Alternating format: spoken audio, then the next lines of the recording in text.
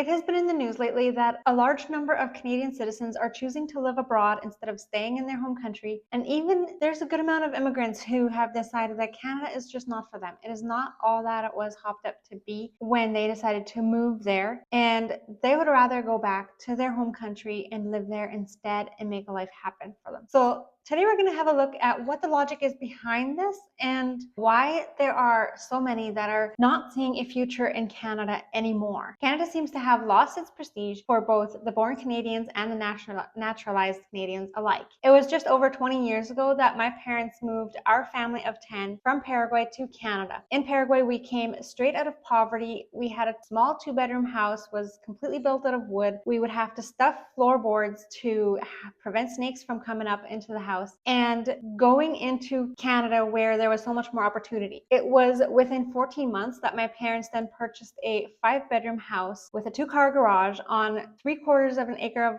land in a new suburb, and they were able to manage it just fine. If my parents would have never come into the situation in their personal life where they had to withdraw some of the equity in their house, they would have had it paid off well within their amortization time frame, which at the time was 25 years, and they would have cut it down to under 20 years. And just 20 years later, it looks almost impossible for a lot of first-time or would-be first-time home buyers to get into a home, or even for young people to live on their own without having at least a couple of roommates or living with their parents. Now, the general population would love to just sit and blame the government for all these things gone wrong, for causing inflation, taxing left, right, and center everywhere they can, and everything just going up and the wages not keeping up with these new costs or inflation. Although they do bear some of the responsibility, I do believe that these problems are rooted much deeper than that. Now, to find what I believe is one of the main driving factors behind this downturn, you have to go back all the way to the 1970s. This is when it became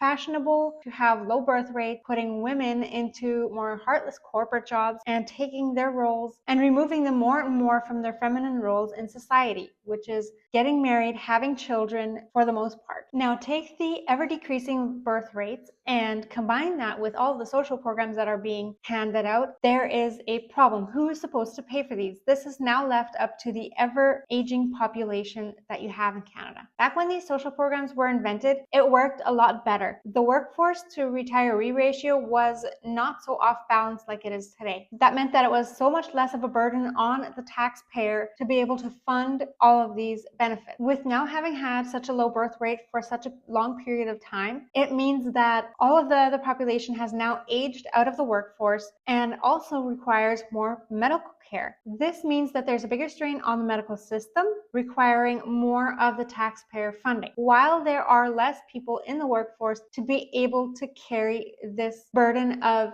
being taxed so that these things can be covered. Next is the public debt burden of the Canadian population. Though the debt to GDP ratio has been this high before, it has never been in combination with such an aging population, the low marriage rate, or the low birth rate. What this means is that each individual is going to have to carry a bigger portion of these responsibilities, and that very likely it's going to stretch out beyond more years and more generations to have to pay for this debt load and for the social responsibilities. With the strain that all of this has caused on the economy, a lot of people are starting to have to ask themselves, what is really best for them and their future? What are they all willing to put up with? Or what sacrifices will they have to make? And especially when you have families like ours, we have little kids to consider their futures and what that looks like for them. Culture also plays a huge part in the quality of life in a country and how appealing it is for someone to live there. Going back to the 1970s, where it became so much more popular for women to decide having a career life over a family life, has really impacted the direction the country has gone. Don't get me wrong, I don't mind women being in the workforce, and not all women are meant to have families. It's not for everyone, or some of them really do have to choose to try to make both of it work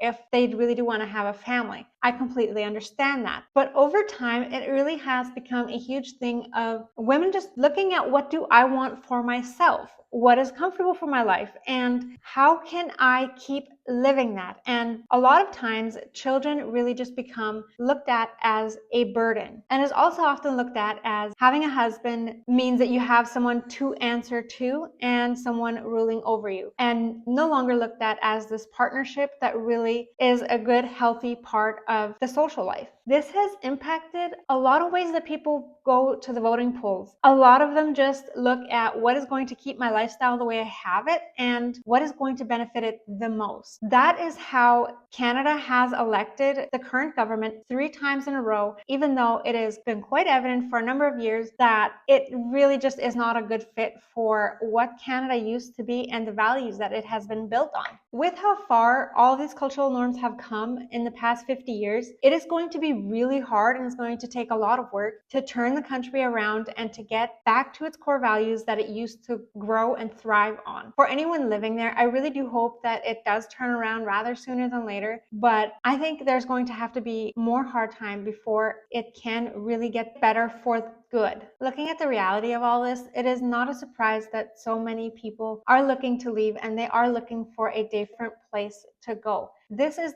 also the reason that we chose to come to Paraguay and to start life pretty much all over again, to raise our family better and to have a different outlook on life. I have always had strong Christian values and always wanted to be a mother. I never saw myself doing anything else but be a wife and a mother. And moving to Paraguay has just really helped me to be able to see even more how important that role is in life. Now, this is my take on it. Let me know what you think in the comment section below, and subscribe if you haven't already. Also, turn on the bell notification so you get notified whenever I upload a new video.